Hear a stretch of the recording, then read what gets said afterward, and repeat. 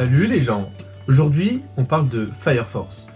Donc tout d'abord, je vais vous présenter cette émission, on va dire entre guillemets, sur ma chaîne, qui présentera tout au long de la chaîne des premiers tomes, c'est-à-dire des mangas soit des mangas que je viens de commencer, par exemple des mangas où il y a déjà une vingtaine de tomes que je viens de commencer, mais que je viens d'acheter le premier tome, ou sinon tout simplement un manga qui vient de sortir, entre autres Fire Force. Alors Fire Force, il est sorti en France chez Kana le 21 mai. Il est sorti depuis déjà 3-4 semaines. Voilà, je l'ai lu il y a peu, donc du coup je voulais vous le présenter. Il a été écrit et dessiné par Atsushi Okubo, qui est entre autres l'auteur de Soul Eater, enfin le mangaka de Soul Eater. Donc ça nous parle de pompiers, donc c'est un sujet assez original, puisque j'ai très rarement, voire jamais vu de manga / animé qui parle justement de pompiers. Et donc là on nous parle de pompiers, alors c'est pas les pompiers que tu connais, on va dire qui chassent le feu par le feu. Je vais déjà vous expliquer l'histoire.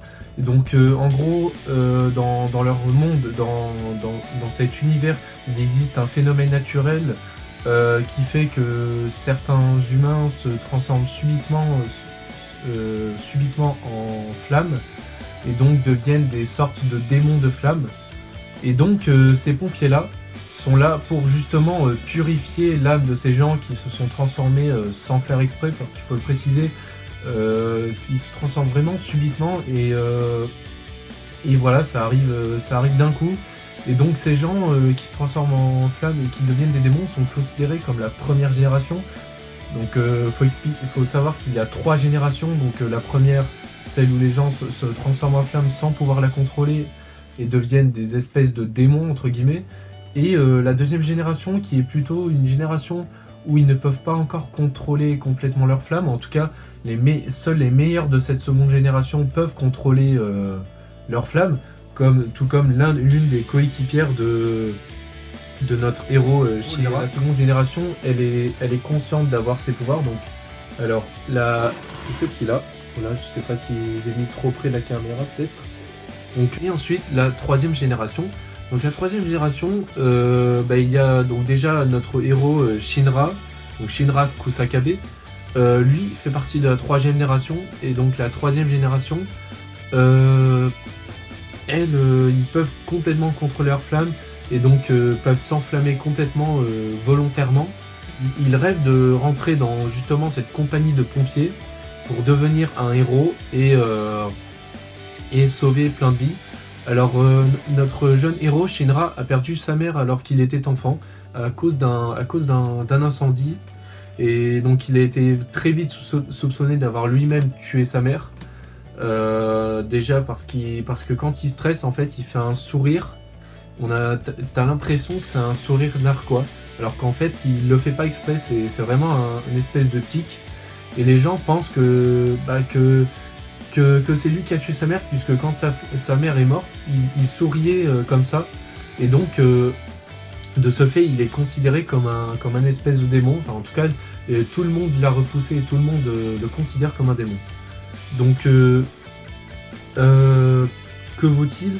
Alors, c'est un super manga.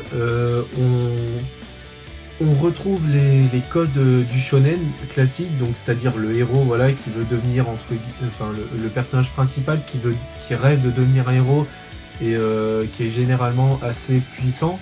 Donc entre autres notre héros Shinra, qui est vraiment très puissant puisque son pouvoir est vraiment phénoménal, et donc qui a généralement un passé qui a parfois un passé assez triste, on va dire. Puis on retrouve aussi des membres de son équipe qu'on reconnaîtra dans les shonen, ou encore le héros, le personnage rival du héros que l'on va rencontrer vers la fin du tome. Donc ça, je vous en dis pas plus. Donc voilà.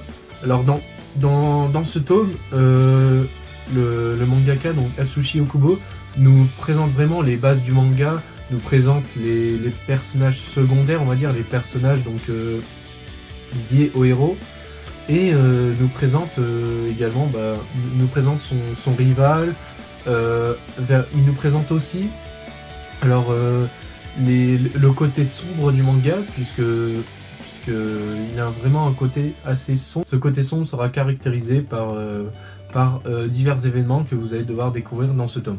Alors, mes impressions personnelles, je pense que c'est un super manga, vraiment super intéressant de par son humour, puisqu'il y a beaucoup de jeux de mots liés au feu, donc show fest, tout ça, vous voyez.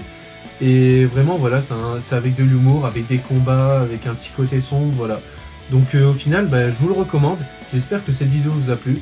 N'hésitez pas à vous abonner si comme je vous l'ai dit, cette vidéo vous a plu, à me donner des conseils et à me donner vos avis sur ce manga. Ciao!